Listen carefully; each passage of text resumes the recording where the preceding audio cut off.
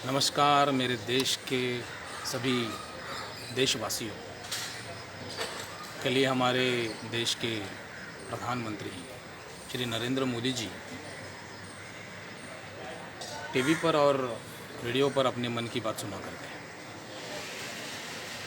मुझे भी लगा कि मुझे भी अपने मन की बात आप लोगों को इस वीडियो के ज़रिए बतानी चाहिए। गए 3 महीने से हमारे देश में लॉकडाउन है। कोरोना जैसी महामारी की वजह से ये लॉकडाउन बढ़ते ही जा रहा है। देश में सारे काम धंधे बंद हैं। सारे लोग देशवासी घर पर बैठे हैं। किस तरह से वो अपनी ज़िंदगी गुजार रहे हैं इसके बारे में मैं आपको बताऊं ये सही नहीं, क्योंकि आप भी वही ज़िंदगी गुजार रहे हैं।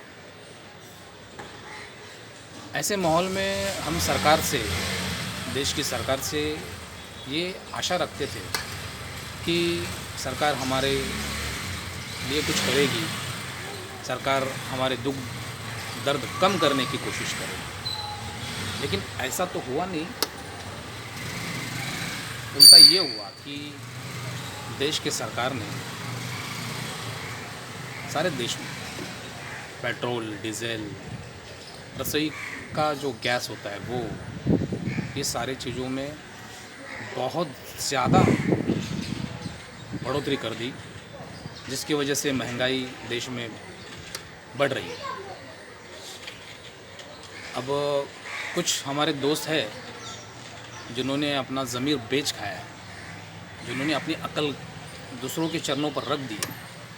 वो बेचारे सोशल मीडिया में चिल्लाते रहते कि अगर पेट्रोल का भाव बढ़ता है तो हमें कितना फ़र्क पड़ेगा। उनका अंदाज़ा महीने में कुछ 700-800 रुपये का फ़र्क पड़ेगा। तो क्या हम सरकार के लिए 700-800 रुपया ज़्यादा खर्च नहीं कर सकते? तो उन दोस्तों को मैं ये बताना चाहता हूँ, भाइयों, अगर पेट्रोल, डीजल और गैस का अगर भाव बढ़ता है तो उसके साथ साथ उससे रिलेटेड ट्रांसपोर्ट का भी भाव बढ़ जाता है। और अगर ट्रांसपोर्ट का भाव बढ़ता है तो हमारे घर में आने वाला राशन, दूध, उसके बाद में तरकारी, इन सारों के भाव ऑटोमेटिक बढ़ जाते हैं। और आज देश में माहौल ये है कि सारे देशवासी अपने घर में बंद है, ना काम पर जा रहे, ना कोई धंधा चालू है, जिसके वजह से उनके जेब में जो बचत हुआ करती थी, पैसों की बचत, वो तो नहीं हो रही, लेकिन जो जेब में पैसे थे, जो घर में पैसे थे, वो भी ख़त्म हो गए। तो इस माहौल में लोग जिए कैसे?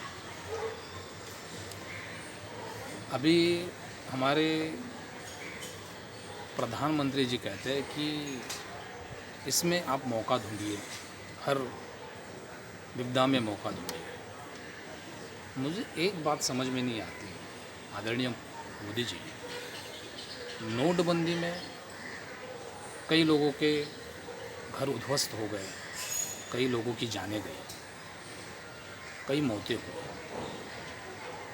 उसके बाद आज इस कोरोना में लोगों की मौतें हो रही हैं, लोग अपनी जान गंवा रहे हैं।